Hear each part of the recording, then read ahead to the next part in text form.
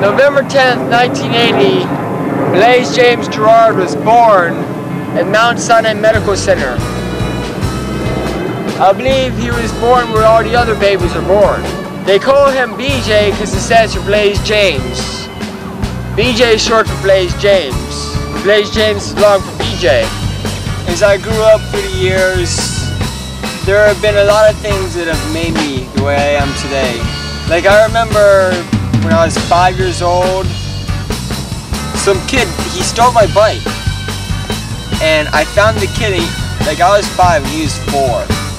And I ran after the kid, I grabbed him by his hair and I pulled him off my bike. And I got in trouble because the kid got a concussion. But what about him stealing my bike? I started my life here, and then I went on to other places. 41st Street, 71st Street, but I did go to Val Harbor one time. You always chilled.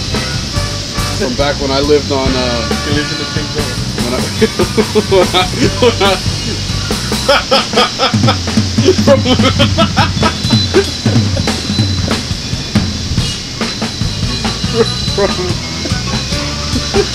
I had a great life growing up as a kid, you know. BJ was always into wrestling. We would always go to WWF at the Miami Arena. Would be fucking Hulkamaniacs and shit. BJ was a very unusual child.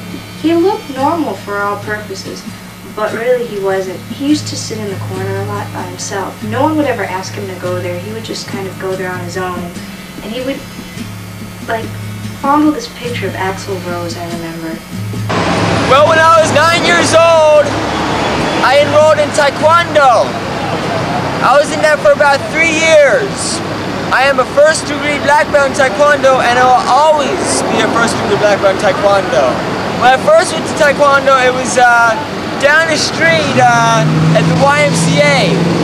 But then, since I was in it, and the lady had so much confidence in the school and work, she went ahead and bought a school, which was located here. But then once I decided I did not want to be in Taekwondo anymore, I left Taekwondo. The school closed down and it turned into a McDonald's. In the 6th grade, I was a rapper. I wasn't a rapper, I didn't rap. I just liked rap music. And basically the only reason for that was all the girls in the 6th grade would listen to rap music and they would do the booty dancing. This would be the Miami Beach Friday night skates, where I'd come here and I'd watch all the girls booty dance. And they'd shake their booty. They'd put their hands on their knees and they'd shake their booty. I can't really do it because I don't have a booty. So I liked rap music because of that. And then my friend David Miller, who will be futurely known as Angry Amish and who is also formerly known as Angry Amish, he turned me on to this stuff called rock music. You know, bands like Aerosmith, Bon Jovi, Guns N' Roses, and then I started to change. I started to become a poser. I fell in love with a frog here. She's no longer around though, because she went back to frog country, I think. Middle school was it was funner than high school because middle school was just crazy. I think it was American history class. I was sitting there, 3rd day of school. All of a sudden this kid comes in. He looked just like one of the Beatles. And he came in, he had a notebook, a thing of Dr. Pepper, and he's patting his hair down, you know? He was just patting his hair down. And as he comes in, everyone, all the black kids from the other side of the room, the gangsters, they went, "Yo, Roger! What's up, nigga? Roger!" And he was, hi, you know? It was like, I was like, who is this guy? Who is this guy? It's true. I met BJ in Nihilist Middle School, for better or worse. He sat right behind me. I was like, man, who is this guy? It was right over there, but they tore down the place because BJ was there. It's kind of a pattern that happens. I found out that I had defects with me. When I was about 5 years old, they took me and they tested me. They tested me at the Center for Mentally Challenged People. They told me that I had a mental defect of my brain to where there was only certain things I could do with my life. From that point on, I knew I wouldn't be a lawyer, I wouldn't be an attorney. I wouldn't be a cook or anything like that. I would be BJ. You know, so it's a BJ, the only thing you could be is BJ. So I had to figure out something I could do where I could be BJ. And what better than the BJ experience to be BJ? I heard BJ had a band, and at first I thought BJ with a band. Why? You don't look at BJ as the star. You know, I looked at BJ at the time as the engineer, or the guy who carried the speakers, pretty much, because that's what BJ was. But everybody said BJ has a band. I was like, okay, I didn't really understand. Well, in the year 1998, my first year in rock ensemble, the year was coming to an end, and Mr. Fernando Perdomo had a big Miami Beach rock ensemble / orchestra party here. And as the party wound down, people started to float in the studio. I remember I floated in there as well. BJ the Rockstar was born. BJ the Rockstar tore up a microphone for the first time, and BJ the Rockstar was exploded on a mic in front of all of us to all our, shared horror and delightment. And it was all recorded and turned into I Want Cheesecake. And Fred goes, BJ, I got the perfect song for you to sing. Sing these words, I want cheesecake. I'm like, I can't sing, Fred. I'm just a technician. I had no clue what the hell was gonna happen. We came up with this tune. I guess Fred was messing around with some shit, and we brought BJ in, and they came up with a lick that was and that was cool. And I just started playing all this crazy shit over it. I don't know what the fuck was going on.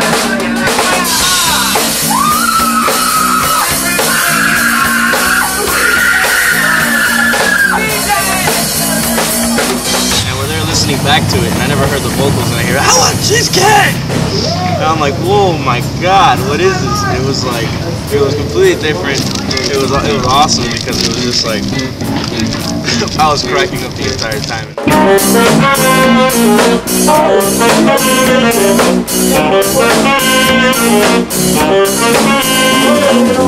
The first time I heard I Want Cheesecake, it blew my mind.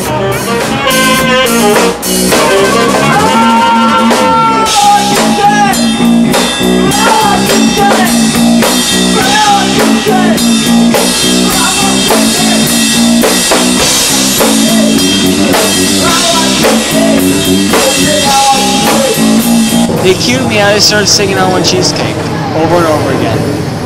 It was a hell of a thing, man. That night was the first night of the end of my life because I knew I was a star. And now I'm hooked on being a star. And I can't go home now because I think I'm a star. And I can't get a regular job because I think I'm a star, and it's all because of what happened July of '98 in this house. BJ started his experience with the freaky-ass ex-boyfriend that I had, David, because they both wanted to get in. See, David just was hanging around all the time. Nobody really wanted him there. BJ was also just hanging out, same situation, nobody really cared whether or not he was there. And then they decided, well, since nobody really cares about us, let's make them give a shit by starting an experience. As soon as the BJ Experience first EP, I Want Cheesecake, was released back in '98, it had a huge underground buzz going for them. Soon after we did that first recording session, we did a second recording session. And then soon after that,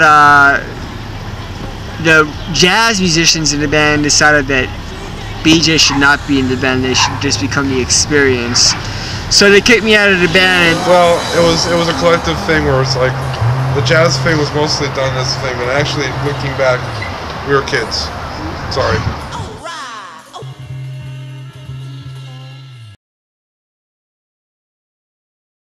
Late in the summer of 2000, Mr. Bloopy's main project was the Dippy Records movie. My main thing at the time was Dippy the movie. That would soon change when I hung up the phone on BJ. Something I would do on a daily basis, but today I had a conscience, so I called him back that night. So he called me up and said, alright man, here's what we're gonna do. We're gonna have the BJ Experience recording session tonight. And I said, alright man, here's what we're gonna do. We're gonna have the BJ Experience recording session for the new album I've been promising you tonight. I'm like, tonight? Why tonight? Who are we gonna get to play on? He's like, I'm making calls right now.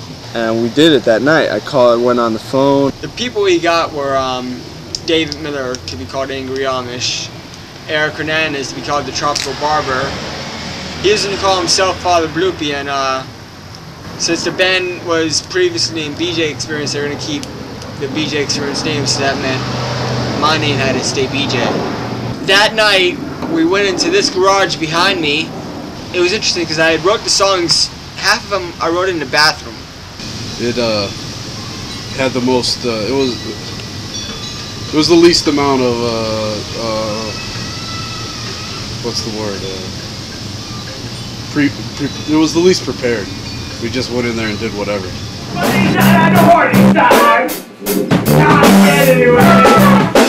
So I got the idea for the rap song, Tootsie Roll. Ready? Here we go.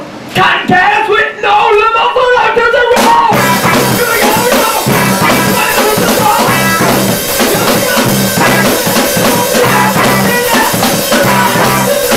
It's kind of an offshoot of the Burnouts thing. So I guess I kind of just hung around long enough to be part of the group. Be part of this. So I started getting all these weird song titles in my head, so I'm like, why don't we call a song Song 5? You know, here's a true story, no one calls me on my cell phone. Oh, here's another weird thing, no breakfast for dinner. We should redo I Want Cheesecake. Do you like my new boots? That's a good one. Hey, you like my new boots? We improvised the whole thing. Angry Amish wrote most of the guitar riffs. I did all the vocals. The barber, he was just going crazy on this huge drum set loaned to us by Burns Morris. I remember it was quite crowded in the garage that night. We were all in our little corners, you know? And out of that night came Experience This. Look, guys. I shot their very first album cover. The reason we took those pictures for the Experience This cover, I think we were about to go to Bookies from Taylor's house, and we saw the BJ Experience outside taking pictures, and they asked us to help them, so we did. It came out pretty good. We got the CDs back from Experience This, and we're all shocked by how good it sounded. You know, I mean, for such a weird recording session, it came out really good. When we heard this, we were like, you know what? Maybe we should do a show.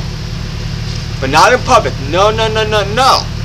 In the garage. The first time I ever saw the BJ Experience was in Miller's Garage in the late summer of 2000. They were awesome. A lot of the opposite sex. I was at Miller's house. They jammed in the garage. It was cool. It was my first BJ Experience. Let them in for one night only of the BJ Experience performing live, something that no one ever thought would happen. I just remember it was pretty fun, you know. There was no guys allowed at the shows, so we knew that we were gonna get some. But what's funny is that none of us really did.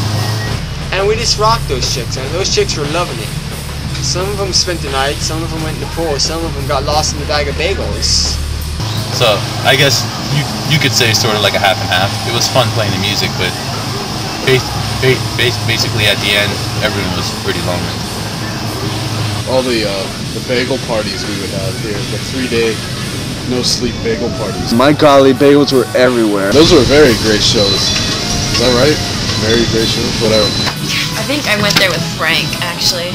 Frank took me as a date. Frank was trying to mag it to me. I remember going to the BJ Experience bagel parties at David's Garage.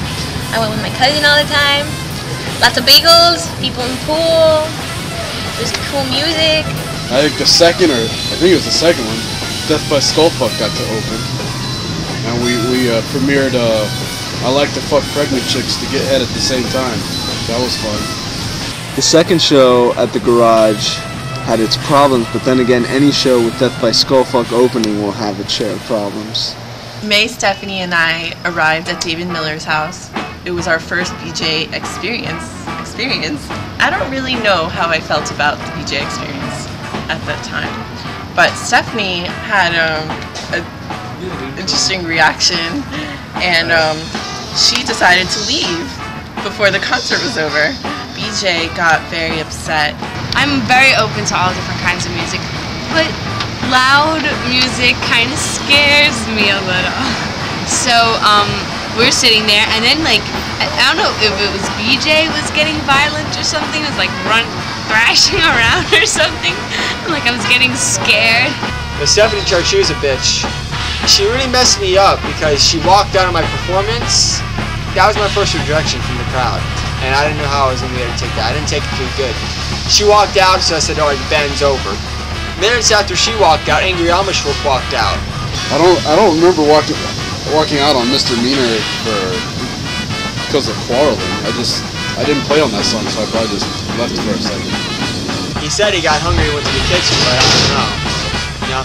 Excuse me, I'm trying to film a video over here. And then I came back and then I was like, okay, let's go to May. And I didn't think it was like, at the time I didn't think it was a rude thing. I feel bad. But I guess it was. Because I hurt BJ's feelings because we left. And I just like, I came to experience some of his music and then I had to go. The band broke up for the first time that night. It was quite emotional. I was emotional at least, no one else really cared. I was on the floor in the kitchen just like, sobbing to myself. While Dave was on the computer in the living room. Bloopy, he was trying to figure out how to go in the pool. And Frank Daddy, well, that's before he met Christine, so he was still in the bagel bush.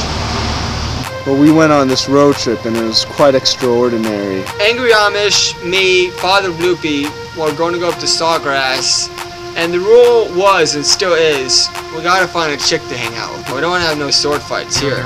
So what we did is we went to Bow Harbor and we picked up this chick named Lily. That was a weird fucking trip. That's all I can say about that. I don't know what to think about that. It was 75% of the BJ experience minus Frank Daddy, which meant there's a lot of BJ experience. And we listened to the Experience This album for 45 minutes up to Sawgrass Mills. And in Sawgrass, Bloopy and Amish went shopping somewhere, probably some computer store, guys that they are, and left me alone with Lily. And I was still trying to write songs. So she's like, why don't you write a song about me? I'm like, yeah. You're on to something. What can I call it? Your name is so cool, Lily. I'm gonna call it Lily. Lily. Lou. Lily Lou. I'll say your name twice and then add Lou on the end. Hi there, I'm sorry I missed your call, but leave me a message and I'll get back to you as soon as I can. Bye. A couple days later, after that trip, I was on the bus. I don't know what I was doing on the bus, but I started writing this Lily Lou thing. I said some really nice stuff about her, and then I said some kind of bad stuff about her. Like the part where I said I was in her underwear, that was only in my dreams. As a girl, I can kind of not really remember her either. She was just there. I just remember having a big effect on BJ. And then the song was great because I did a lot of double bass in the beginning. Next thing I hear this.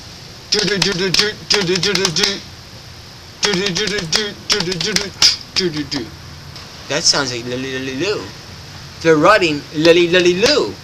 And bam, we had our first real song. I think I heard about the BJ experience when I was here to Versus. Something was happening, a concert was going to be happening. Our first show ever in public was at Churchill's. Was I nervous that night? No, I wasn't nervous. I was expecting tomatoes to be thrown at me, but none were, so I was a little disappointed. We were actually a little bit disappointed at the end of the night that we didn't get any vegetables tossed at us, so we were kind of hungry. The crowd actually really enjoyed us. We had a lot of old friends here, a lot of new friends. A lot of people that hated us were there. I wanted a band that the crowd would be interested in and not leave.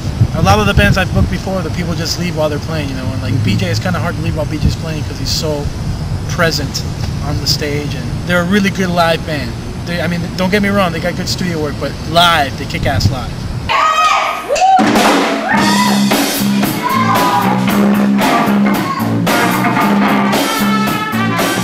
I actually enjoy playing at Churchill's. Not too many people do. I like it. It's pretty underground. It sounds like shit. I thought playing with BJ Experience there fit perfectly. We're a bunch of freaks anyway.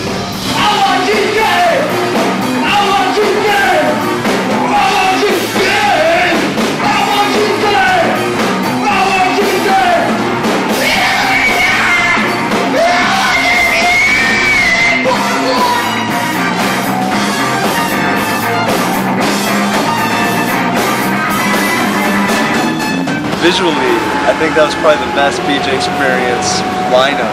We had Angry Amish with all his hair and beard glory in like some jersey or something. Yeah, BJ, you know, he was sporting out the red fishnet shirt for the first time, so it was still pretty cool. Frank Daddy, who had his Boy Scout uniform. And then me, you know, I had my short hair and a Tommy Hilfiger sweater. So I think it was the goofiest band lineup ever, the goofiest sound, you know, Angry Amish. Hey! The words are pretty simple, and I want your help. I want you to help me sing this song, alright? The words, I want cheesecake. I want cheesecake. I want cheesecake. I really, oh man, boy, did I mess up Oops If You Again, man, because back then I didn't know how to sing the song correctly, so I sang, you know, in the chorus I sang some really crazy notes, it just sounded terrible. No more cafeteria food for me.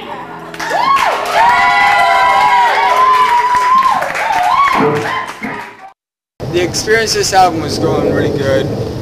We'd played our first real show at Churchill's, so it was time to record another album again. So what we did was we went back into the garage, the band re-recorded Lily Lily Lou, song 5, a song I wrote called Like Me. So it was like our first step at really making a musical thing. I Forgive You, Frank, which was the forgiveness of You Did It, Frank, and the Britney Spears song.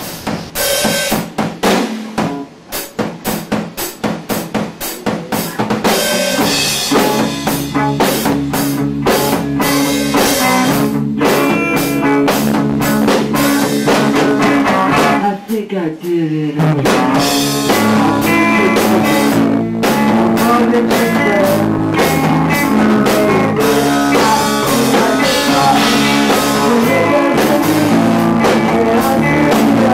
It went pretty smooth, actually. As far as I remember, we didn't have to do too many retakes of anything. Oops, I Did It Again came out really well. All of them, actually.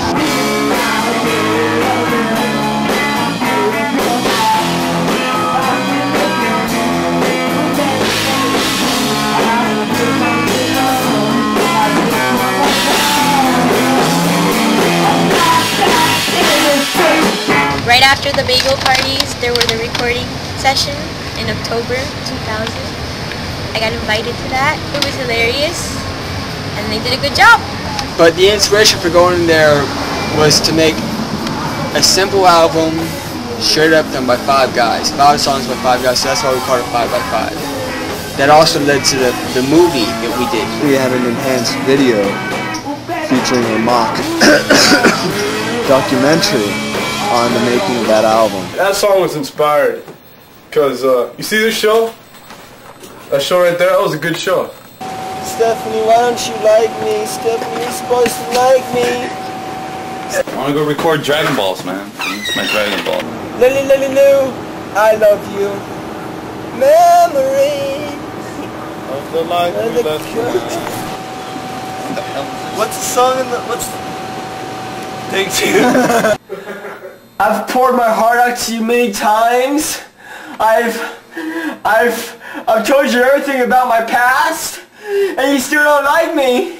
Stephanie was inside of the bathroom, and BJ was pounding like a madman on the door, trying to get in because he fell madly in love with her.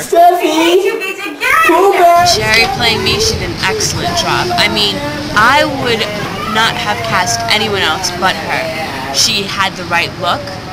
The hair was perfect, just perfect. The knock with the knuckles. See, that's what I look for when I'm casting someone. Tensions are growing strong in the band. There are a lot of money problems. The parties are starting to die down because no chicks are coming home anymore. 5x5 it was starting to get a little slow. So about a week after 5x5 was released, Amish he's like, "Yo man, I'm dipping." He said he was hungry again or something. He went to go eat. I think it was money problems because he didn't get his royalties. I know I sent him a check in the mail. And even though we live at the same address, I chose to send it to the U.S. mail because I thought it'd be more professional that way. So I think the U.S. mail lost a check. You know, it was a big check too, man. These guys say they sent me a royalty check. I never got it, so I was a little bit pissed off. And I wanted my $7 to come and eat my KFC that I did on a daily basis. And without that $7, I couldn't fulfill what I'm supposed to do. They didn't seem to care. You know? They're self-centered, and they don't care about other people. It's just too much. I can't take this right now. We parted ways with him, and then he moved to Ohio for a month.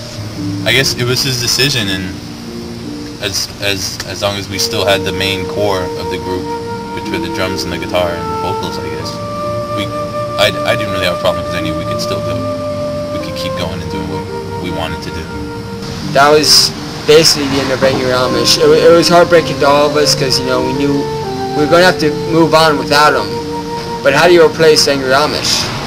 You know, I mean, who else were we going to find to wear a basketball jersey on stage? You know, with the long hair, you know, and he got the chicks, man. You know. The moment that stands out in my mind is when David left the band. It was very heartbreaking and very confusing. It hurt me deeply. So we invited Dip Fred back into the band to fulfill our Britney Spears birthday party celebration. And basically, I did that show to celebrate Britney Spears' birthday, which is on December 2nd. It was memorable because my old friend, she fed me cheesecake. She got a big, fat thing of cheesecake, and during the song I Want Cheesecake, she scooped it up and put it in my mouth. Cheesecake too. Everyone was just freaking out from that, man. You know, I was freaking out because after I had eaten the cheesecake, I still had another verse on I Want Cheesecake to go. So I was like, how do I sing I Want Cheesecake with cheesecake in my mouth? Just like I already have the cheesecake, what do I want more? Honestly, that was the most memorable concert to me. And I think that was when the group was actually the tightest, and we'd only been playing with Fred like twice. We only had like 2 rehearsals maybe with him. That was fun. That was a lot of fun. Everything was there. Everything was clicking good, and that was a good show. Too bad Fred has other stuff to do, but it would have been nice just to have someone that was like that, as tight as he was. It was here just about 2 years ago, the biggest show of my life. I remember the crowd filled with teenagers. They're all going crazy for me. I remember Borano sitting right over there. I remember everyone was crying. All the directors, the band director was crying. Everyone was just like in tears. I was really excited about the show program because I knew BJ was going to play, and it was about damn time that I got a chance to see him, and it was a lot of fun, very exciting, crazy, and a lot of dancing, screaming for BJ. It was an outstanding performance. I was blown away, and so was everybody else in the auditorium. I didn't even know what to expect. I just moved to Miami. Next thing I know, I see some kids screaming, you know, out of key about some Britney Spears cover. Oops, I did it again. I mean, that was some craziness right there. They put on a good show. Bunch of good musicians, you know, definitely. I'd say they could use a new lead singer, but you know, every band has its own edge. And then after the guitar solo, I came up here, I got on this riser, and then when it came time for me to sing, I did this.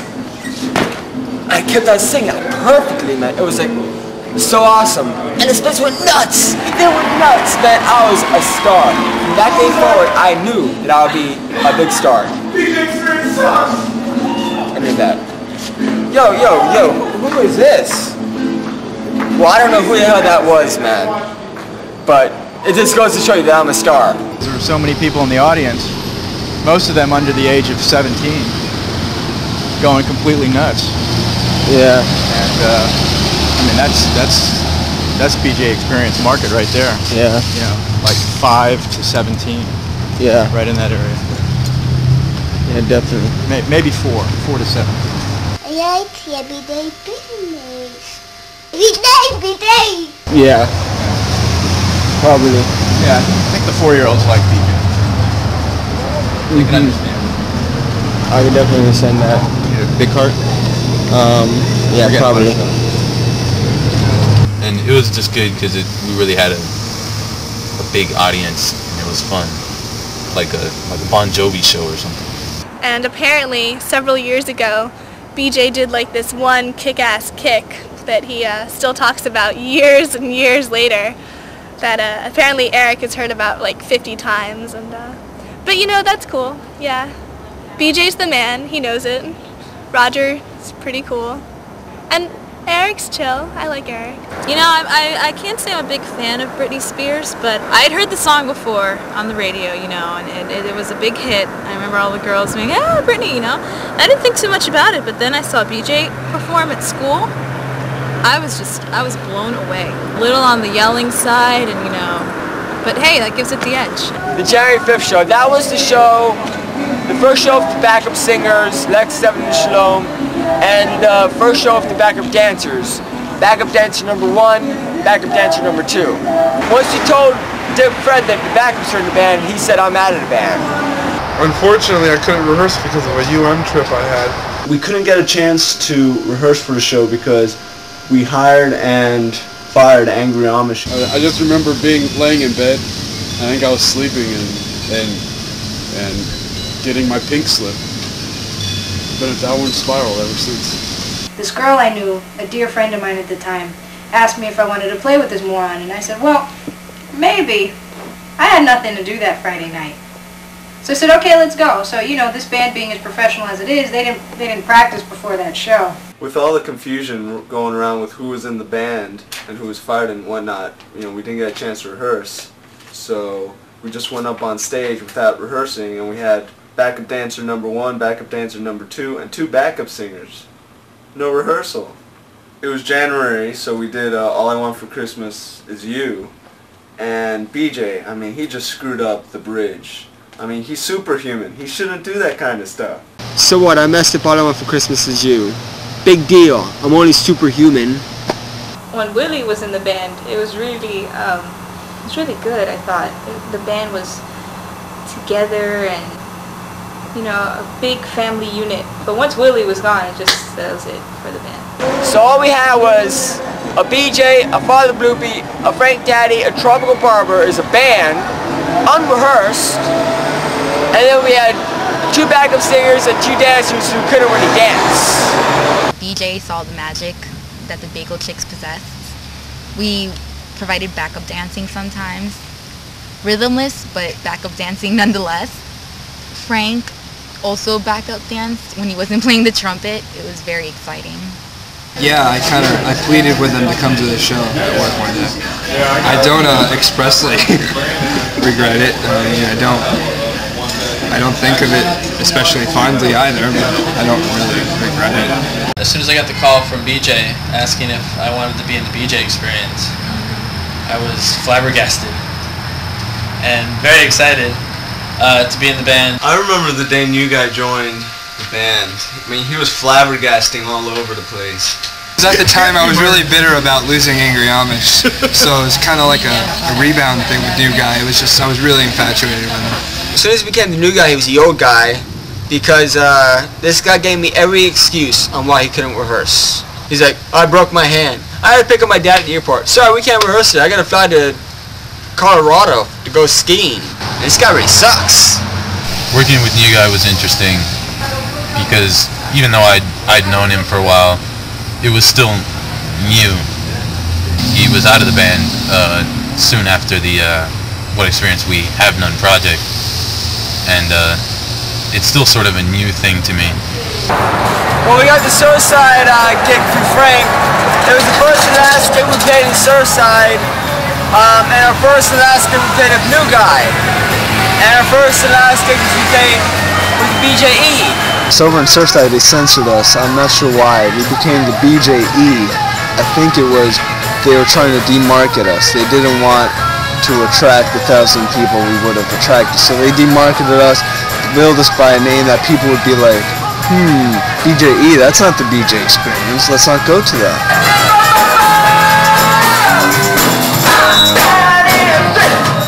See, my problem is this. Well, the concert itself was very good. The whole event kind of was boring, but BJ Experience really did lighten things up. It was was a lot of fun. Everybody was dancing and. All I remember, they played well. BJ was convulsing on the floor as usual, doing "Oops, I Did It Again." And all the old people were trying to make it to the door, but they couldn't go fast enough. So they got a big dose of BJ.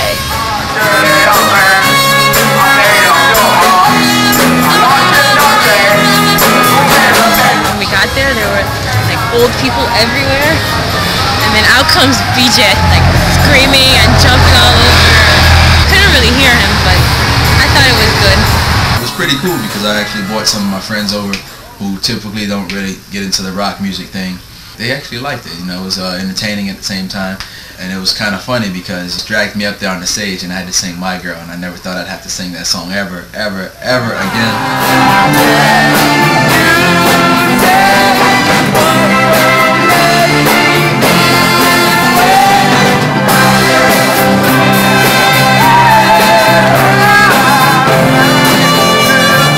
I noticed Sandy's hair was fake.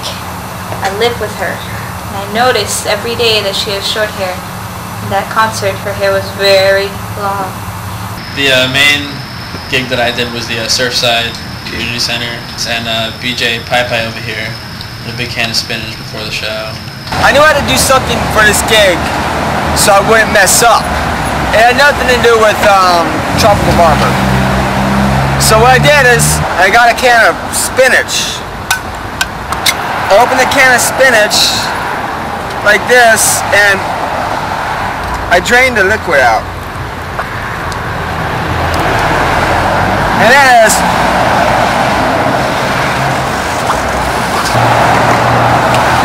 we did a pretty good show. I do remember the best song that I was Sweet Child of Mine.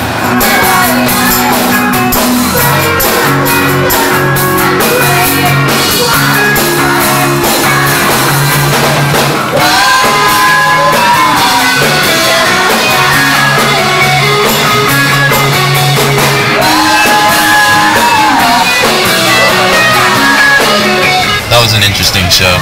It was one of the more controversial shows, I guess, you know, because of the old people.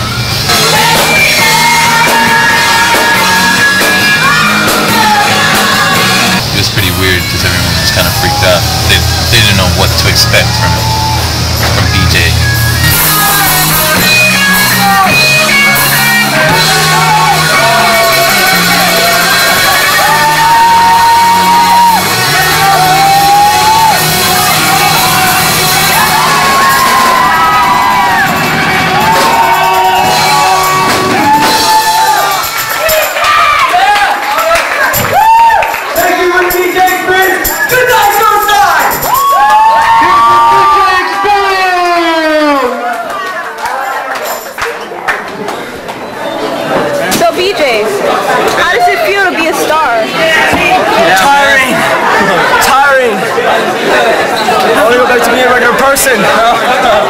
Too late for that. Thank you. Thank you. How do you feel about being in the band? Pretty sweaty. How do you feel about being in the BJ experience? I feel enlightened. You what? Enlightened. How do you feel about being in the band? I feel amazing and I'm so honored. You love BJ, don't you? I love him. He's such a god. How do you feel about being in the BJ experience? Well, if they would only tell me I'm officially in, I'll be happy. They still have me on standby. How do you feel about being in the BJ experience? BJ is God. He's God? I like playing the fiddle for BJ. It makes me feel good about playing. New guy. Oh, that's a new guy. New guy. New guy. Okay. One experience we have none was a groundbreaking album and definitely a life-altering album because that was the beginning and ending of the backup singers for the BJ experience. Our album was due in March, and it was February. We only recorded one song. Big Blue and Barber said, "New guys, history, gone. New guys, the old guy." That was one of the good decisions, knowing since like you guys could only play like 3 of the songs that were on the album anyway. One day when I was putting away my guitar amp, BJ walked back behind me to grab the extension cord and brushed against my right thigh. That was just pretty much when I stopped accepting his phone calls and pretty much ignored the band. We didn't have a band at the time. You guy was not really with us. So we invited guests to take place of what was a band like Refugee, ALO, the Ghetto Flute Chick. I think the violin was exposed a little bit more, and I recorded on top of myself, so I sounded like a whole violin section. Roger wanted a lot of like double stop sounds, which is more than 2 strings on the violin, so that was kind of cool, and it's not very standard to play stuff like that. And I think every song on there is a hit. I wrote Things Make My Ass Itch. Things That Make My Ass Itch, one of the funniest songs I ever heard. My favorite BJ Experience song would have to be I Saw Tay on You, because first of all, she's my best friend, and second of all, everybody loves it because it's about her. My favorite song would have to be I Saw a Tay on You, because that's the very first song that the band wrote about me, and it's about me, so, you know.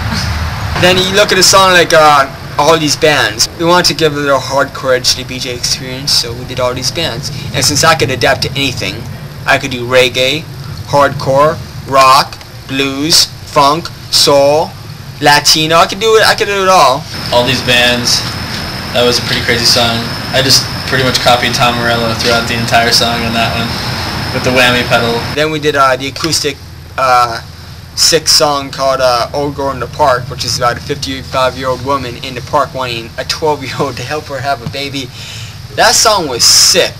One night I was in my room, I wrote Love It AOL. Like the AOL song, it's like, you know, it's like fun. It sounds like all these guys like jumping up and down, like singing, you know, Love It AOL. It's like that's the vibe that it gives off. Here we filmed the Love It AOL music video on this beautiful beach. That was a great video, man. Oriana being my girlfriend in the video, that was a good dream come true, because if you guys didn't know, she's pretty hot, you know, she's got a great body. Well, I had a good time working on the Love It AOL video. I mean, the cast and the crew were terrific, and the locations were spot on. Alright, now you guys need to listen. Sorry. I got sand in my hair. Sorry, Oriana. So, that's good. Hey man, I'm wet. You see, I'm wet. It's on my phone. And we had a lot of good kissing scenes. I couldn't get the kissing scene right though, so we had to do it a lot of times, which was okay by me, you know? Awkward. The kissing scene was very scary. I don't know how many times we went through that, where it was just freakish.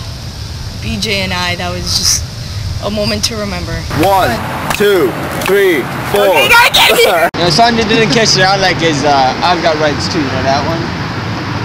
Wait a minute. Where you wanna wear, do you wanna do, where would I wear, cause I got rights too! And so do you! Let me say what I wanna say, write what I wanna write, speak the way I feel, I got rights too! And so do you!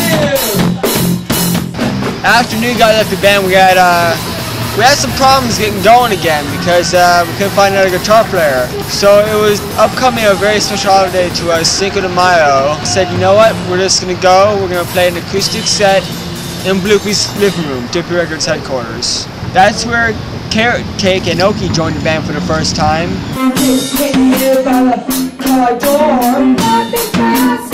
I only played, what was it? I Want Cheesecake and Cell Phone, because those are the 2 songs that I like.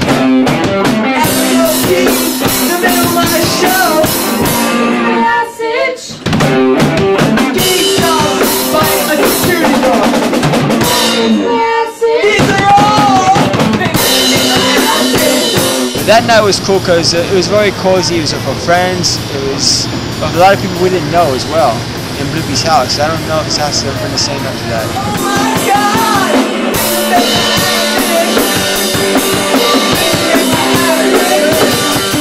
The Cinco de Mayo concert was at my house. We played a lot of songs just as a 3-piece, me, BJ, and the Trout Horn. And after that we went to the 1800 Club to perform, which is where I'm at now. Well, in May of 2001 we did the 1800 Club gig show, which Sandy got us. Oh shit, I think I set up the 1800 Club show with Nasi. And we did an outstanding set. Everybody loved us, except for the nasty guy. Nasi's a crazy ass. I thought he would have been cool with BJ, but it turns out he was literally frightened of BJ. And like that was the night that we had like a whole mass of people. I think that was like the peak of the whole like everyone being at BJ experience. Well, it was my friend's birthday and I had never seen him before, so I figured give BJ a shot because the stories I heard it was a riot. $15. Right there. Right there. I got a few of my friends together and I went to the 1800 Club. Lo and behold, there's BJ in all his might. And BJ, believe it or not, stole the show. I was shocked. I really like the show that Tennille puts on. I thought the backup sounded good with BJ. Definitely a nice touch. Just as good without him. I really think they have a lot of talent, and when they get up there and start singing and dancing, I thought that added a lot to the band. Probably the most vivid memory from the 1800 Club, besides the buffet, was besides Zoylan coming, and besides the Tropical One and Angelica there, and beside the lovely location that we're at, and besides BJ's really awesome performance. He's pretty good, and besides I used my my practice amp that night, and besides taking taking that. Well, besides all that stuff, my most vivid memory was Frank Daddy's curfew. It was like 11 o'clock or something. We didn't play until 11:20. There are men and then there are mice. BJ is a man, to the fullest extent of the word, man. Frank McBride is a mouse, a little mouse. You know what he did to me one day? After he picked me up late to school, after I'd been late many times due to his lateness, he started cutting off some guy in traffic, started throwing bagels at his car, trying to scare him a little, you know? The guy was like, what the fuck? Frank still kept trying to like ram into the back of his car. So then on 41st Street, when the guy went out to go kick his ass, which he should have, Frank points to me and says, it's her fault. Then the guy wanted to fight me and I almost got my ass kicked by a guy. That's being a little bitch. The Fairwind shows came about through Manny, the same guy that got us the first Churchill show. Manny gave me a call and I was like, yo man, I got a place for you to play in South Beach, man. The crowds are killer. Fairwind Bar and Grill. And yeah, I talked to this guy named Brian Blaze. That guy can't be a bad guy. He's got, my first name is his last name. That weird guy with BJ's first name, that guy was kind of shady.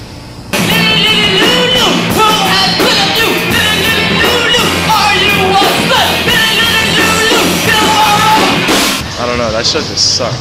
That was one of the last performances with, was it Lex 7? What was her name? Lex 7? Lex 7 and I forgot the other name.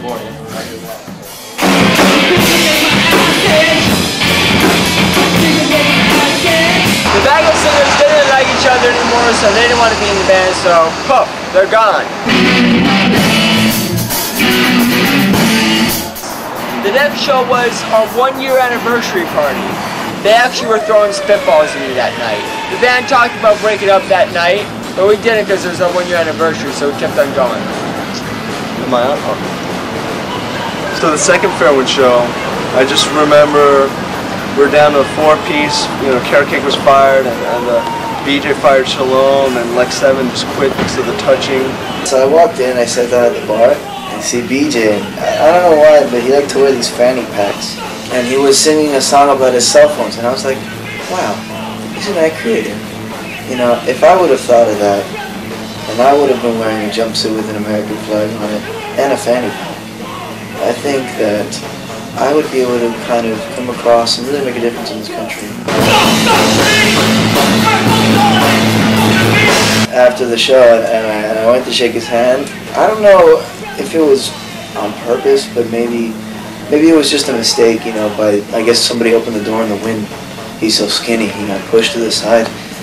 And I felt that he put his left hand on my thigh, and I was like, dude, why do you like to touch everyone? She just gave me this look and just didn't say anything and just walked away. I think he scared many people, many normal people who go to see local shows stop seeing local shows after they saw that BJ Experience show. And I never went back to a BJ show after that, so to speak, had my fill.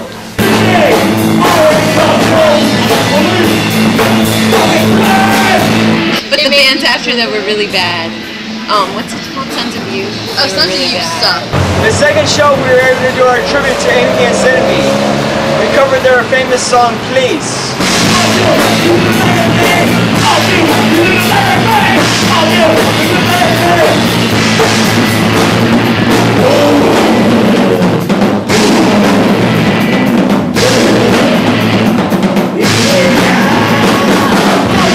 You think I'm better than me? Off that should have gone. It was a dead man. The shows here, though, they're up and down. One was up and the other was down. In the summer of 2001, we had many inspirations going. You know, we wanted to do all these weird, crazy, different things. One of them was doing a movie on the life of me. Bloopy comes up with all this crazy stuff. For some reason, he likes to center most of his goofiness around me. And basically, the movie never went very far because I never was able to write the script. I was really getting into the movie, and BJ just goes crazy one day and gets a haircut. I mean, you can't do that while you're filming a movie. I mean, a major motion picture like this, it's almost impossible to think of. They one day of shooting, it's like laughs, I mean everyone's on the ball except BJ. And then I think that's probably why he went off and cut his hair. BJ was a character. You know, he was playing himself. It's actually a true story about his life. BJ actually doesn't have a sister like the character played by Karina, though. He just wanted one. Actually, he doesn't have a character that was like me as a mother. And he doesn't have a character like Jose as a... Actually, it's just about BJ. The other actors in the film were a little difficult to work with. I mean, Sandy, she has serious issues with her butt. She cannot have her butt on film.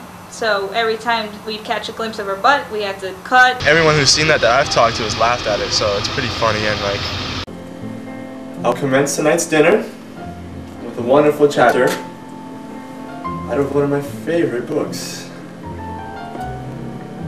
Page 335, The Rape of Austria. By surprising, without consulting his minister... Dad, can we please just start Din Din? Fuck your Din Din! You know what? No. Eat your food. Eat your food. You're not worthy of the knowledge this book has to offer you.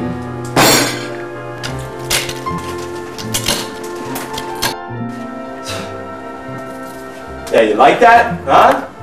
You like your Cheeto? You can serve me now.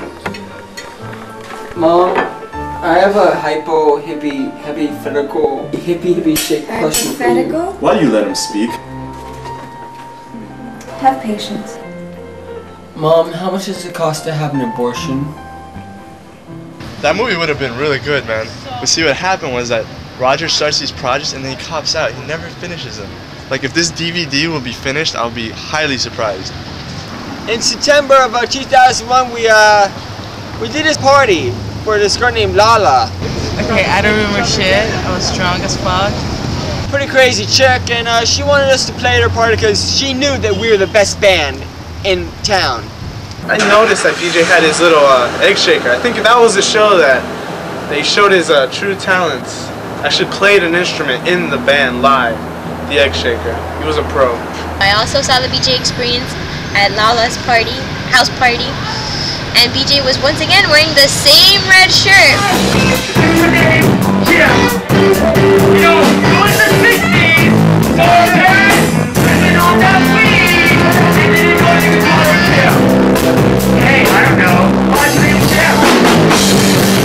And we did that party, we were kicking, man. We were also selling our latest CD then, Yay Indigestion. My favorite BJ Experience album is All Indigestion. That album is the album I'm least proud of. Why? Because at the time I didn't want to record an album. I did not want to record an album. And Bloopy made me record an album. He said, no man, we gotta record this album because I want to record an albm. I'm bored this week, I got nothing going on this week. He wasn't really playing ball. I remember recording Nobody Wants to See You. It wasn't really happening when we released it over at Lala's party. We sold like 10 copies, we sold out.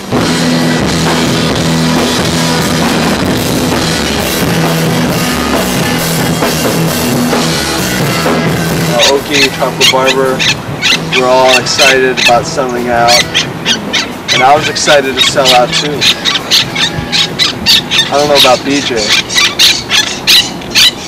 He sold out a long time ago. Here's the setting where we filmed our music video, Nobody Wants to See You.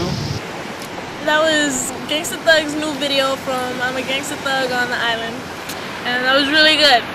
Anyways, we have a special treat for you today from the BJ Experience called Nobody Wants to See You. And it's off their new CD, Yay Indigestion. Let's see it.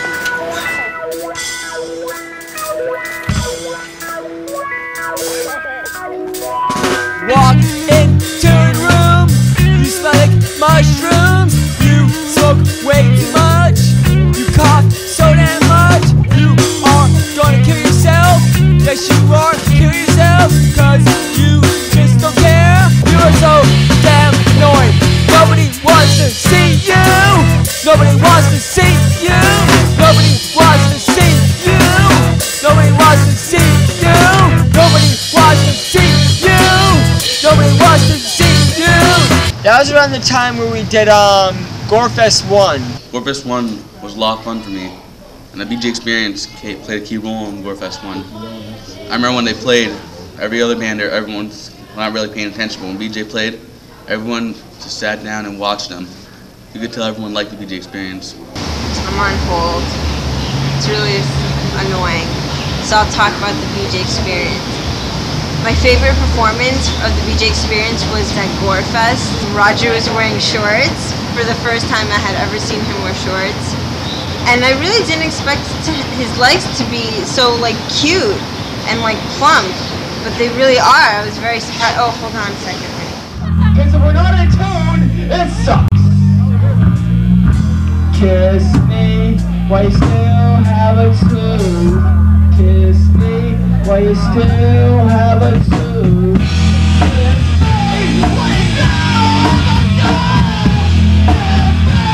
Gorefest, 2001.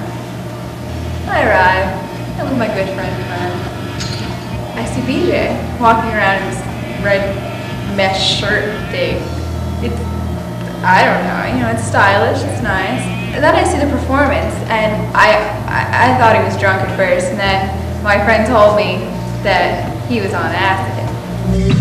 Kiss me while you still have a It was a different kind of a show. We knew going into that we were kind of outnumbered because there are all these Gorefest kids and then there's us. And while we were playing, they wanted to put gore on the movie screen. And I don't think of gore when I think of us. I think of, like carnivals. We got, I guess, inspired to finish the album. We started on, I don't know if it was the best idea. We did a whole week of recording, and I remember Carly was BJ's inspiration, so we had Carly in the sessions. I needed some sort of inspiration. The things that inspired me in the past just weren't doing it for me this time. So I called one of my new friends, Carly, up. I said, Carly, come over here, I need you to inspire me. I was an inspiration for Does the Chicken. BJ and Roger called me over, and BJ was using a picture of a certain someone, but then he had the real thing, so he sung every song to me. I like Does the Chicken because it was a very mellower type of sound. It had a different range of music from like any other CD that we'd done before. Does the Chicken, I wrote it here, and I recorded it here. What can be said about Does the Chicken? It was a nice effort by the band, They were in turmoil at that time. Their bassist has just passed away. BJ was going through a turning point in his life, leaving one blonde-haired girl for another strawberry blonde-haired girl. I sang Christmas at CVS with BJ. I felt intimidated by BJ then because he kept telling me I sucked. And it sounded bad, and I was making weird faces, and just things to make me feel bad. But by then I was already getting used to his comments. The party session was really fun. It was really hard, the whole session. I mean, all the words we had to learn within like an hour. There were like at least 10. Just like everybody, I wanna party, party, party. It was really really cool because it was like girl bonding time. Like it was all girls, including Roger, you know, since he's so girly sometimes. And it was cool because we all kind of bonded, told our deepest, darkest secrets. Roger told us some pretty weird stuff. Possibly one of the highlights from the Does the Chicken album was the session where I invited all the girls to participate. And it was a lot of fun. We really bonded. I think we roasted some marshmallows. I like the CVS song, Christmas at CVS.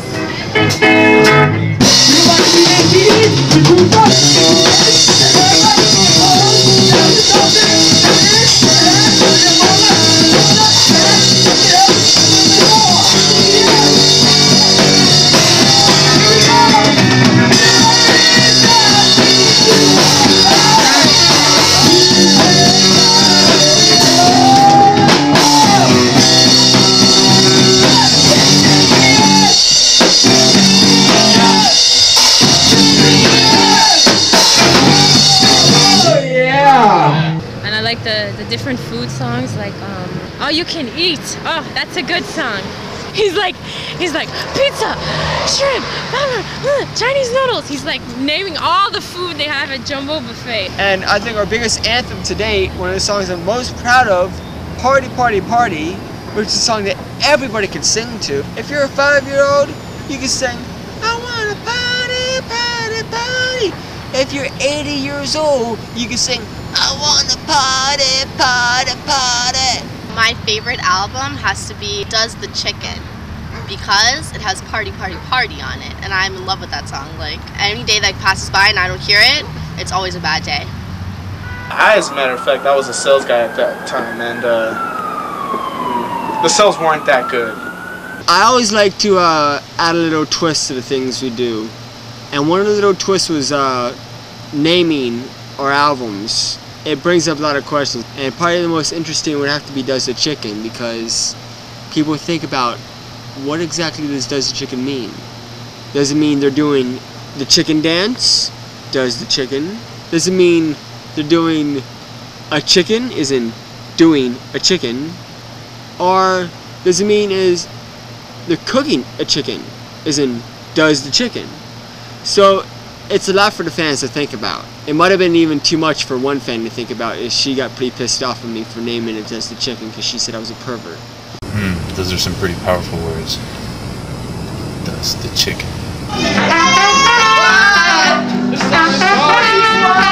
They embarked on their party tour, hitting Brett's house and Ben's, and just picking up guitars wherever they could, singing and working, and showing the true BJ spirit. All I remember was like party to a party to another party, back to the other party, into a car to another party, into another car to another party. It was really a party tour.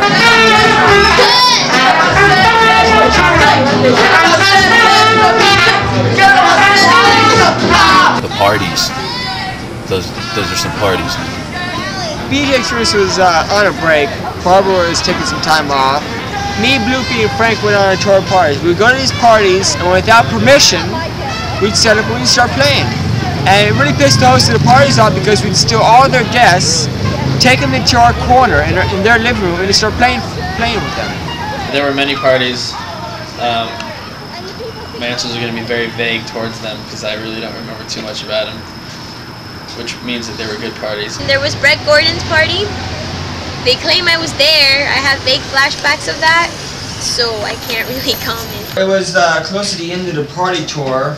We did this show at Roger's house, and Mel brought a friend named Trina there. I remember there was drama. Something with BJ's shirt. And the rumors were that Trina was, you know, a little uptight. He had these snakeskin pants on with like this like checkered box shirt or something with like diamonds in different colors. Mind you, the pants were like beige and black. As soon as she saw me, she didn't say hi, my name's Trina. She said, what the fuck's up with those pants? I tried to please Trina by changing my clothes, you know. And then he changed this to something just as bad. I mean, nothing to make her happy. Nobody wants to see you! Nobody wants to see you! Nobody wants to see you! Nobody wants to see you! We went through a number of songs where she just went, berserk. And one song was Nobody Wants to See You, and as I started singing Nobody Wants to See You, I changed the song to fit Trina. Why do they always pick on you? I don't know what I want to talk to you! You're so voices worse than mine! You are so damn annoying! Why am I loving you? Mommy! Ready? I am so insulted, okay? Because only I can say that I'm a bitch. Because I know it. And you don't. You haven't seen it. I don't know it? You haven't Trina, seen you're getting into my what face. I'm capable of. Oh, I see part of it. That wasn't everything. I don't want to see what you're capable of. Nobody wants to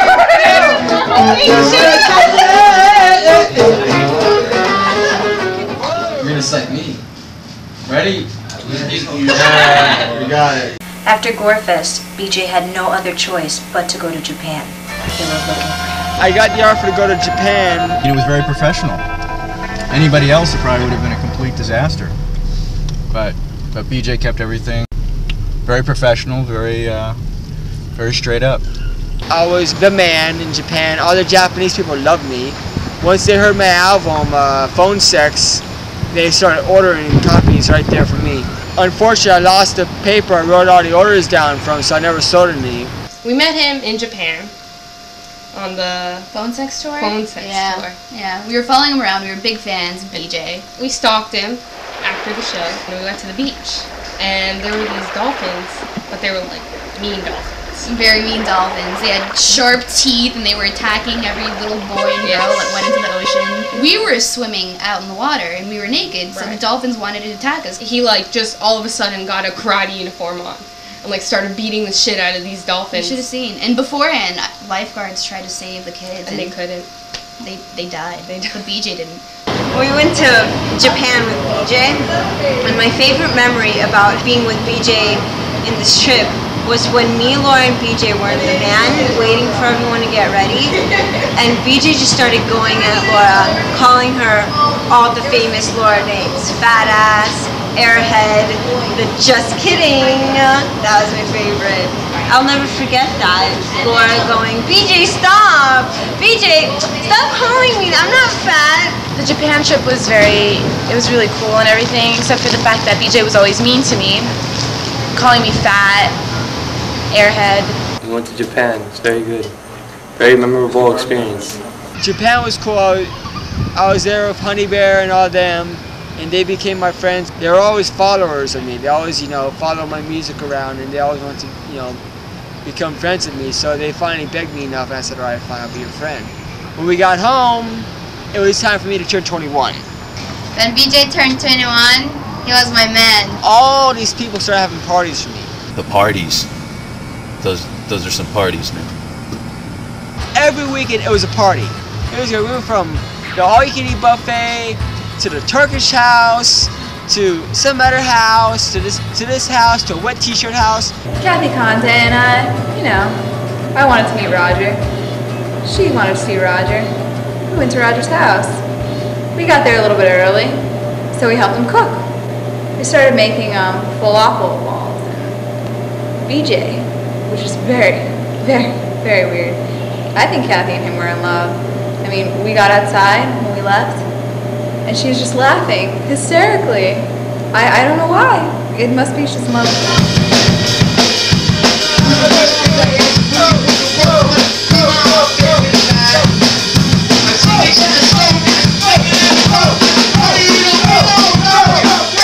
The New Year's gig, it was at Evan's house. We made all the weird kids go in a circle and they're clapping their hands and dancing.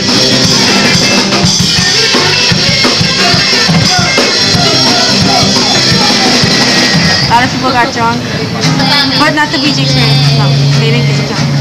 They're professional. We got busted up and my pants were down. I performed in my Gumby boxers, and as I was walking around, the cops walked in. And I'm standing there with my pants around my knees. So even though I did an awesome performance that night, I was busted with my pants down. The worst thing was just Jose, because that was when Jose's health was kind of declining and he just wouldn't let anyone know. Because at that show he was pretty much sitting in the corner the whole time during the set. It was a fun show. It was a happy time for everyone, and we all knew Jose didn't want to make it any less happy. So he just wanted to keep everyone's spirits up, which is what he was good at.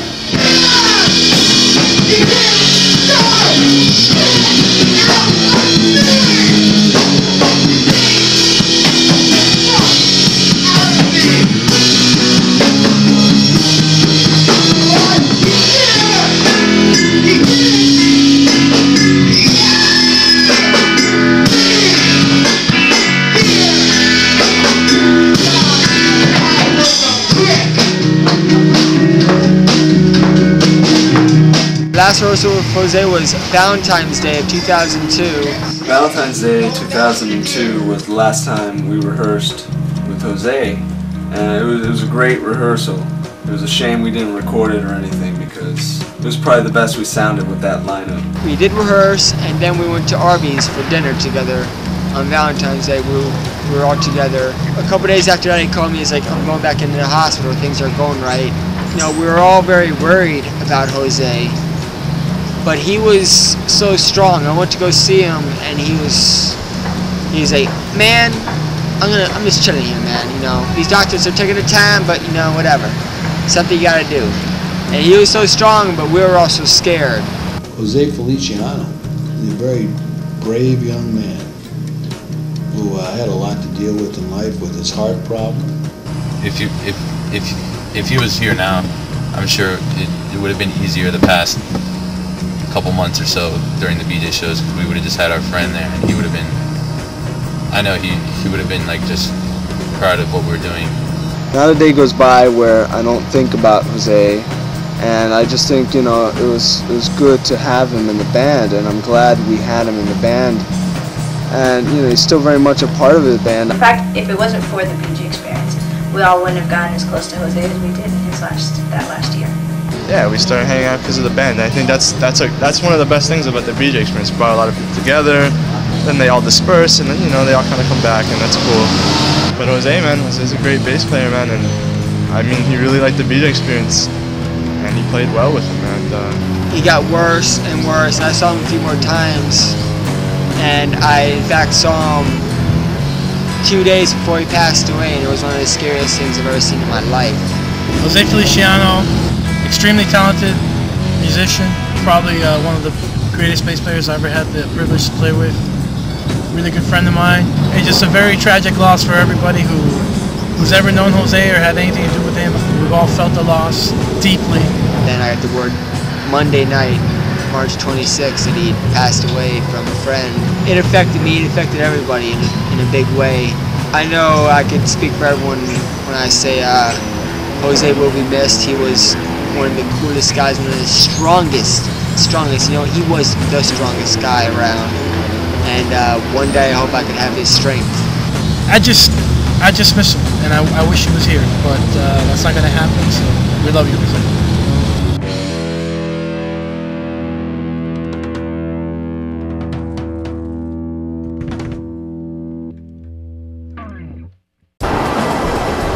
We're on the Jose show.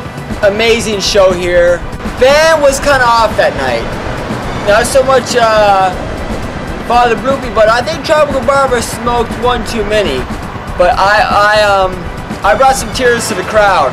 BJ was very sentimental that night, especially during knocking on Heaven's door.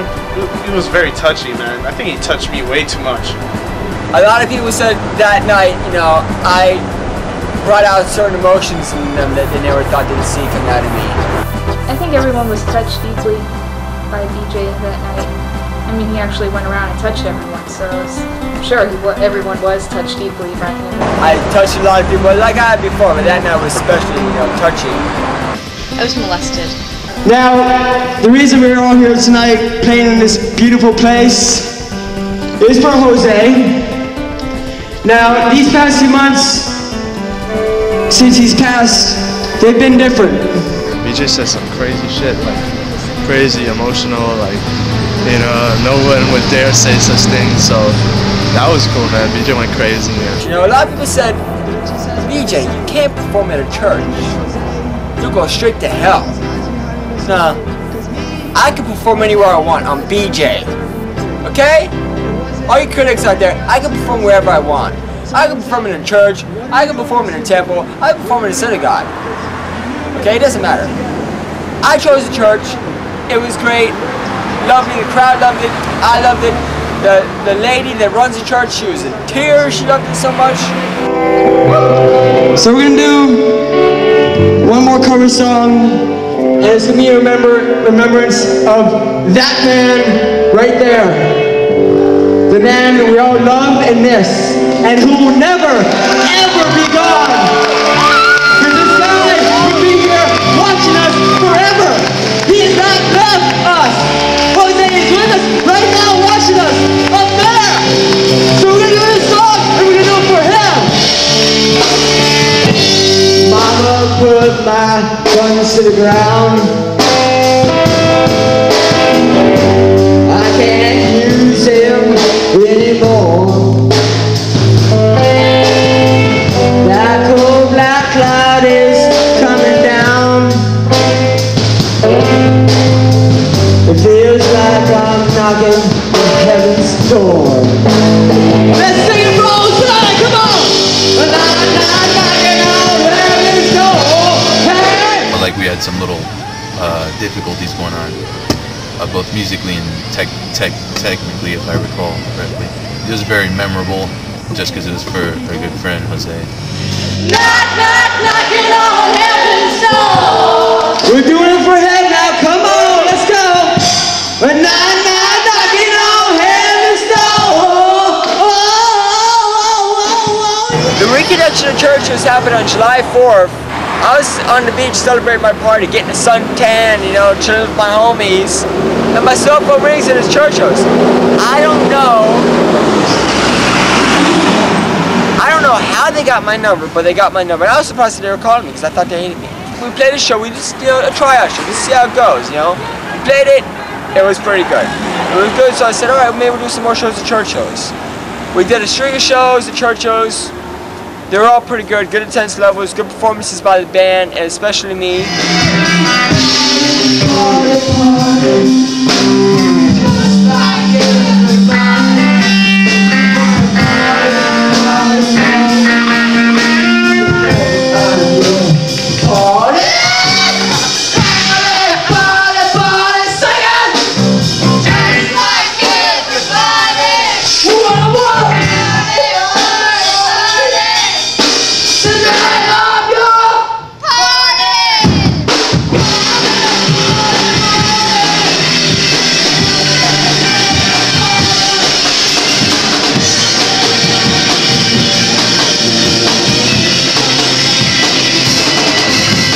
Completely floored by the orchestral arrangements and the sheer musical genius that went into orchestrating. I mean, what, there was a 17-piece band on stage. It takes nothing less than balls to do that.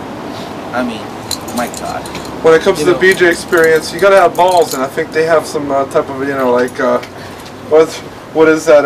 You have big balls too, don't you? I heard that shit. Elephantitis, huh? Sticky Stuff Wrestling, man. I saw BJ Experience during Sticky Stuff Wrestling, and that was a winning combo. You know, it was a very winning combo. And that was when my favorite wrestler girl was on stage. The Bang Bus girl, buddy. Yes, Bang Bus girl. Yeah. And Jonathan Simon's banging the Bang Bus chick. At the band, we just played tight-sided between the Noise Boys, and it was us. We kind of just hijacked the stage. The Noise Boys had no idea we were going to play. And we just went on there, we played Love It AOL, then I Want Cheesecake and you know, and then the crowd was just like, what the hell was that? Bring on the new It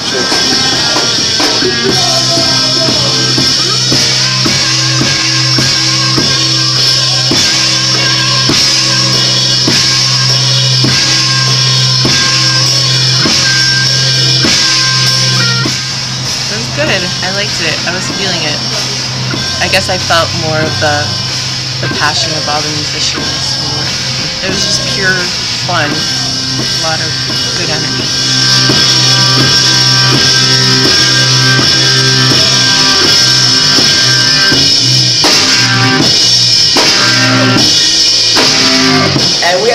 packed of people and they didn't know what to think of me, you know. I sent you this one chick, I'm like, it's 11 a.m. road, especially when this goes. Like, what the hell are you saying? Get out of here, you know? And then this other guy was like, yeah, man, you rock. So the crowds at churches for those shows were pretty diverse, you know. And just playing at churches is so focused, we can do whatever we want to do here. My favorite moment about all the BJ Churchill shows would have to be before we play. I always go and I always play pinball there. And like that's the best part of going to Churchill, seriously. Because fuck playing, because there's never anyone there. Fuck talking to anybody, who's there to talk to? You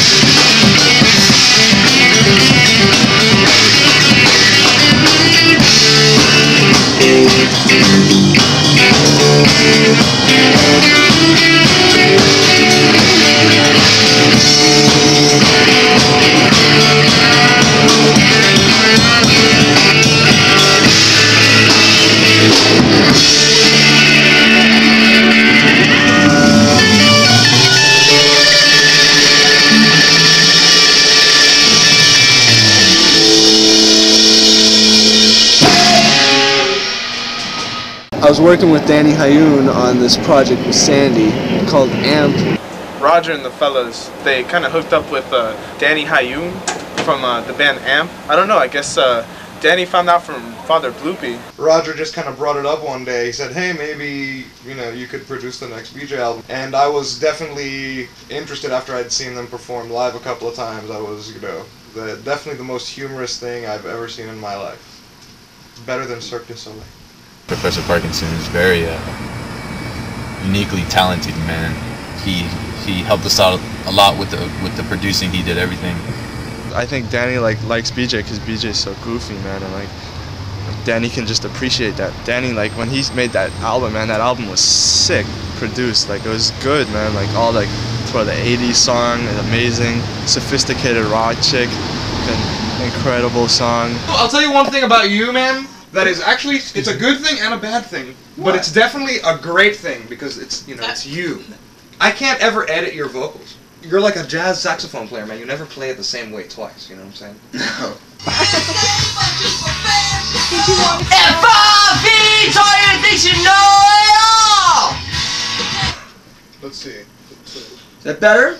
That was good. Yeah. Sophisticated Rock Chick is one of the best songs I ever wrote because it's about Sandy. She inspires me because, you know, she's like a, you know, little 5-foot-tall mother to me.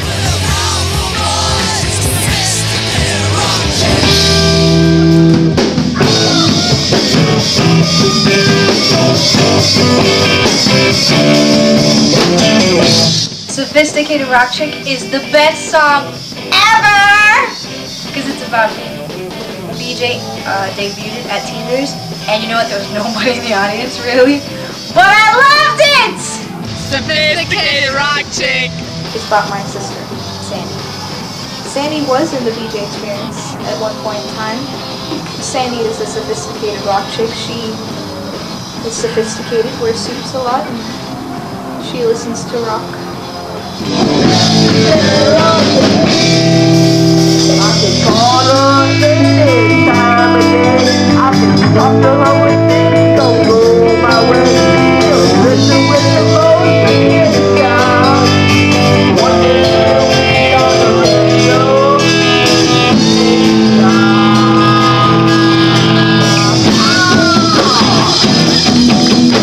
show at the Teasers was really awesome. I mean, BJ's an awesome performer. I mean, and he can hit those notes, man. He's a really good singer and entertainer, really.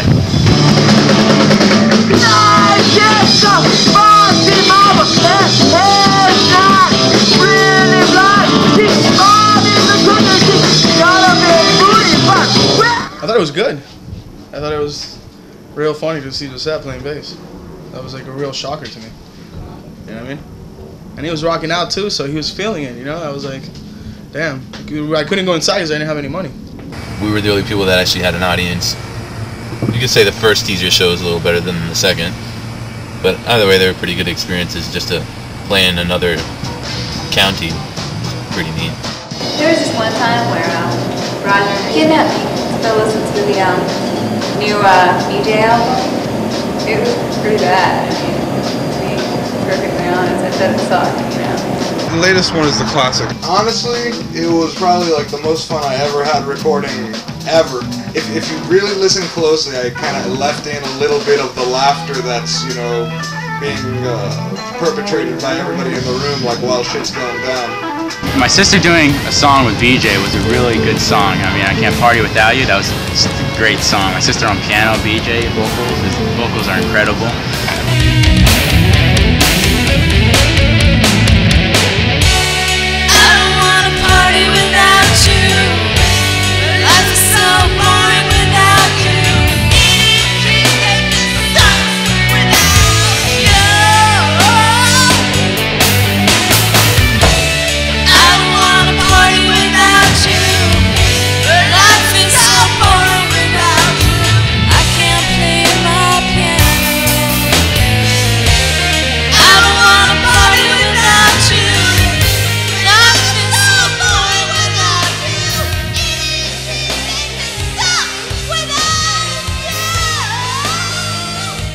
Danny's influence was definitely felt, and it made that album.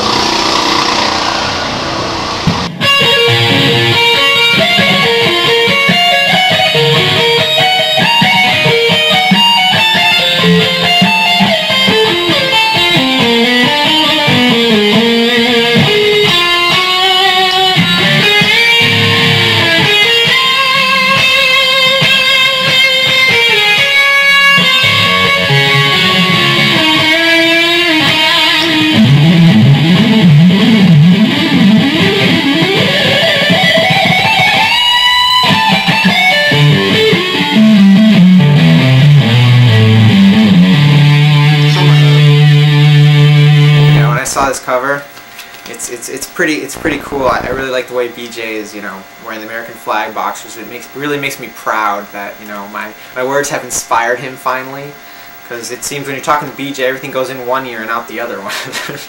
CD release, actually performing the whole album live, it was kind of like a dream come true for me. You know, seeing BJ experience as a band playing in a living room, band playing in a high school auditorium, to becoming a band just performing the whole album live, start to finish, kind of like Pink Floyd The Wall, was just mesmerizing for me. And to actually have the producer, Danny Hayum, Professor Parkinson and the Shaky Shakes, to actually participate with the band live was just delicious.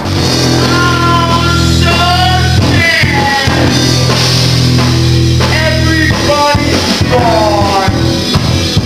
All my friends have left me. No one to party with anymore. What do I do now? Do I turn into a grown-up?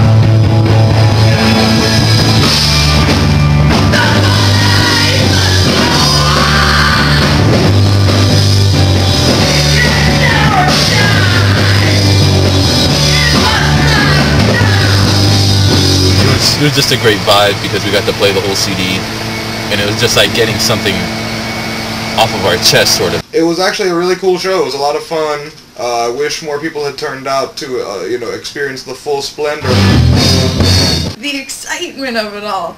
Just BJ, when you see him on by himself, he's like very calm, seems normal. You put a microphone in front of that guy, and he's like going wild. He's from one end to the other.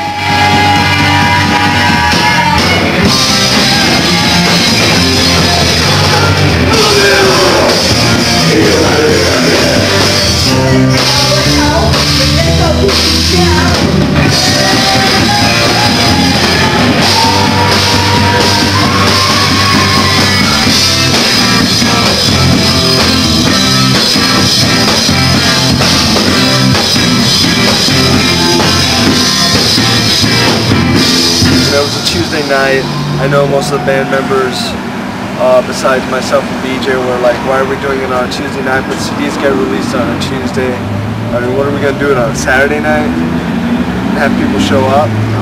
We didn't have the big draw that we should have gotten for that album, because that album was amazing. However, the people that did show up received like a monster treat, you know, the dance-off between BJ and the homeless guy. It was spectacular.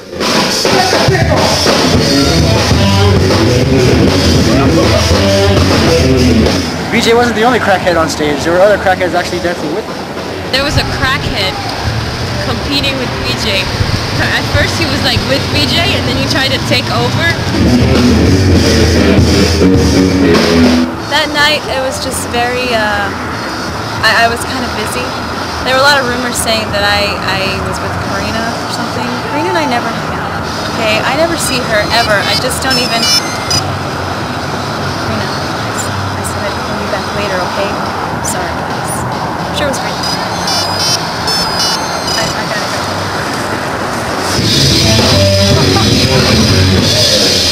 Gonna get off!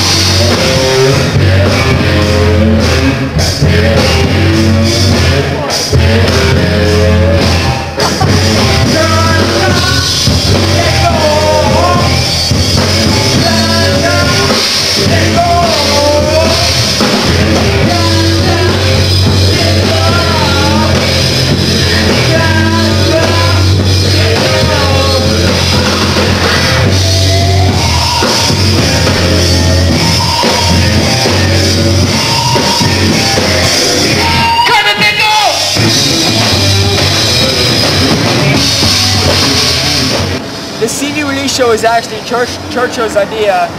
BJ experience, challenging, definitely challenging one's intellect, interesting, definitely arouse certain emotions within people that are present in the building at the time, and fun, above all else. As regards the CD release party, BJ Experience, Bon Jovi, same day, you make up your mind which was the bigger CD release. As far as I'm concerned, the Miami band's got it, head and shoulders. I showed up for a show, and they like had me playing one song at the end of the set because they taught Jose all the bass parts finally.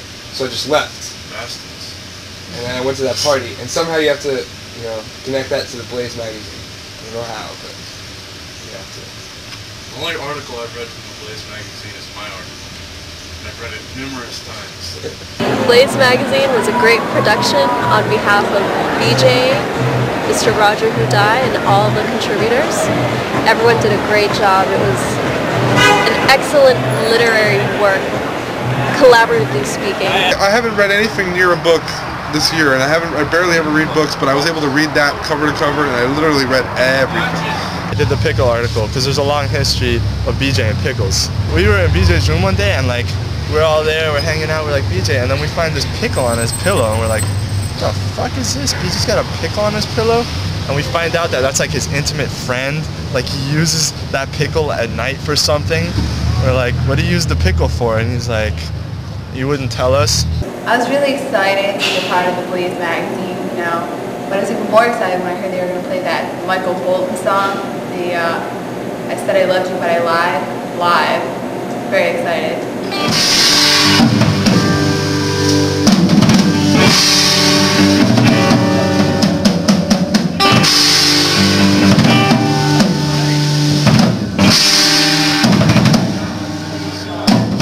A while ago I heard that the BJ Experience was going to play Said I Love You But I Lied by Michael Bolton. I heard some really good rumors about that song, which people were talking about left and right. They're just like, have you heard that song? You are the candle, love's the flame. I that burns you in to shine your light on this heart of mine.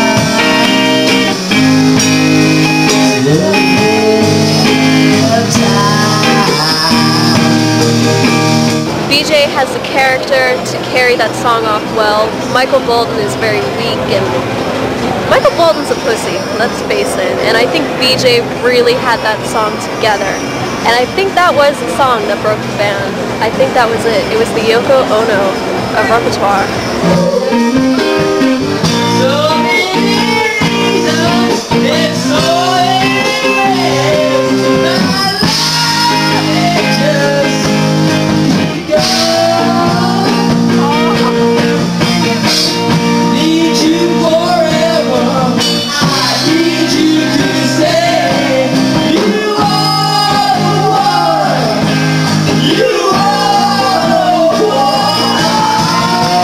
That is kind of one of my guilty pleasures, was to turn up that song late at night when I was going to bed and just jam out.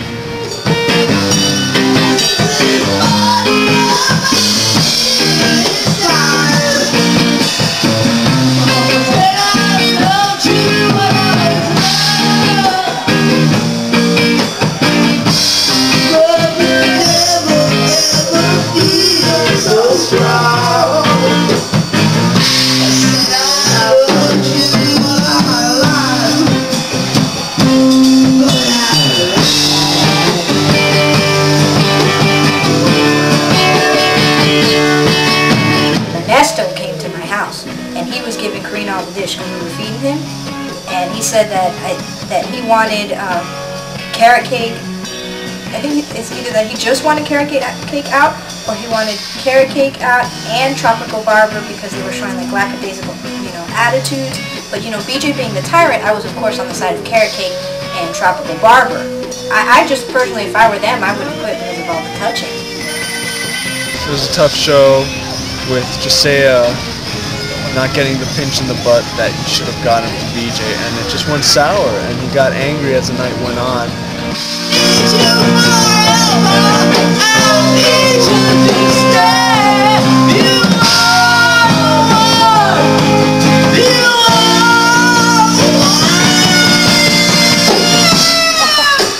I think Josiah had a real issue with BJ not giving him that special pinch on the butt right before the show that he usually does. I mean, I don't think anyone else knows about this, but in confidence, it's all confidential here.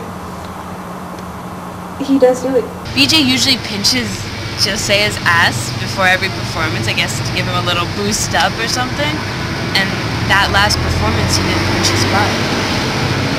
Maybe that's why they broke up. Towards the end, BJ just fired him on stage.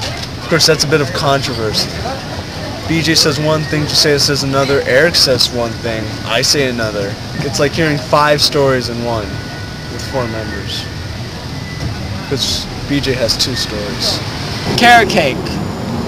We have a song called Junk in the Trunk, and he decided that, I'm checking the time, he decided that he played this song really loud and annoying.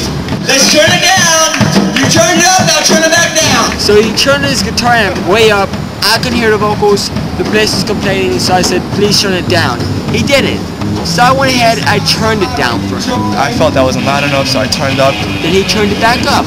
And BJ stomps over there and he turns the amp down. And I'm like, fuck, man, what the hell's wrong with this kid? So I go and I turn it up and he's like, well, guess what? This is your last night of the band. You're fired after tonight. You can't kick me out of the band because I quit. Yo, hi mama, pretty baby, look at you walking down the street today. Y'all some junk, I'm eating me bug. Y'all some motherfucking junk in the trunk. Looking pretty good, oh my god.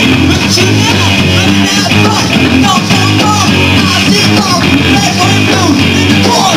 All I want, girl with the little junk in the trunk.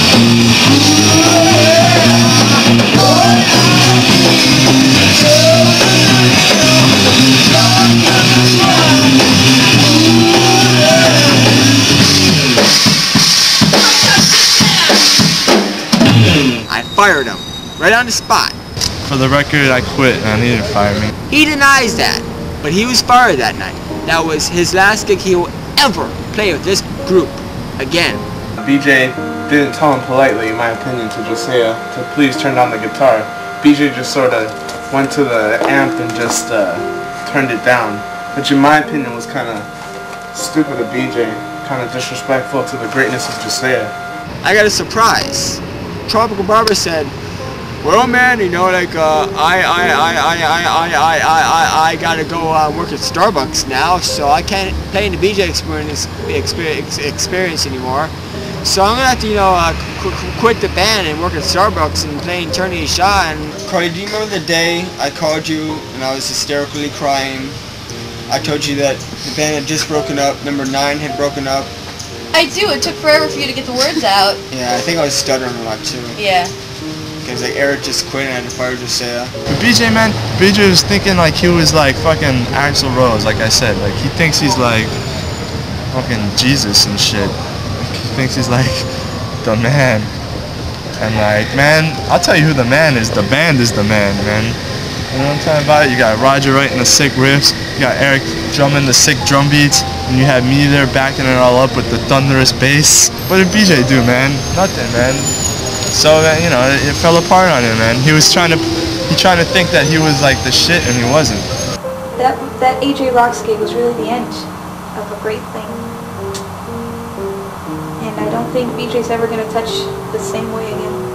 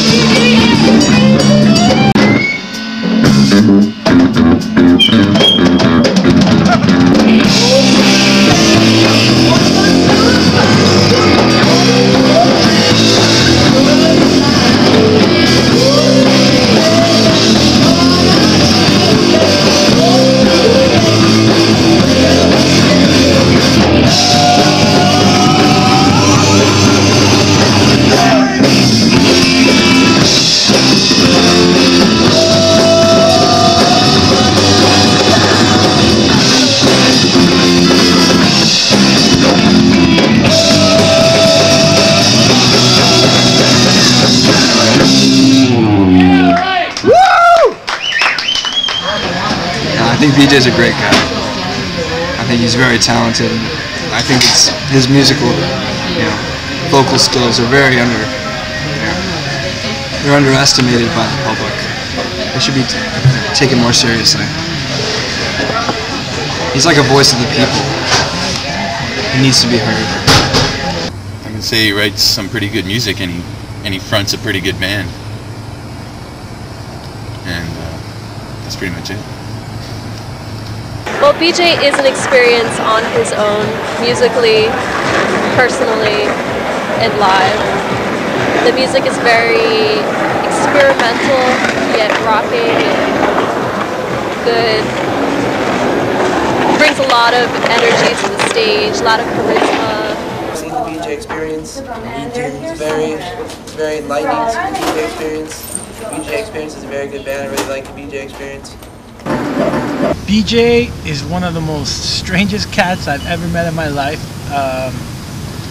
Also, and not many people give him credit for that, but pretty talented guy, very funny guy, and just an all-around great guy. BJ's a cool friend. He wrote a nice song about me, which is not the only reason I liked working with him, because I would have still been his friend if he hadn't written a nice song about me. But BJ's always been there, and I can always count on him, which is really cool. So that's enough of the mushy shit. How about that? To play with a man like BJ, you've got to be a professional. Frank's not a professional. Frank's flaky and frazzled, and he'll be like, yeah, I'll play for you today, and then like be with Yoko that night instead. Let me tell you a little tale. It was a band called the Beatles once, and people think this woman Yoko broke them up. I don't think it's true. I think they broke up because, you know, it was their time. But I also knew a band named the BJ Experience. You know why they broke up? Because Frank's a bitch. You know why Frank's a bitch? Because there's this girl, not going to say her name, always with her, all the time. Fights during the day, they make up during the night. Fight during the day, make up during the night. I mean, with all that making up and breaking up, when can you play with the man? You know, the band, even if they're not really together right now, they'll live on. BJ Experience never dies. So buy the CDs, buy the magazine, go to the website, and just experience the BJs. Wow. Well, I'll tell you one thing, like, I just hope you guys eventually end up getting the audience that you deserve, because a lot more people can definitely enjoy the BJ Experience, have their own particular BJ Experience, if they just let themselves, damn it. So loosen up and fucking get into the BJ Experience. Right now we're going to start doing gigs. We're going to make more albums, more music videos, more movies. We're going to do a lot more. This is not the last that anyone's heard of the BJ Experience, because we will be coming to a town near you.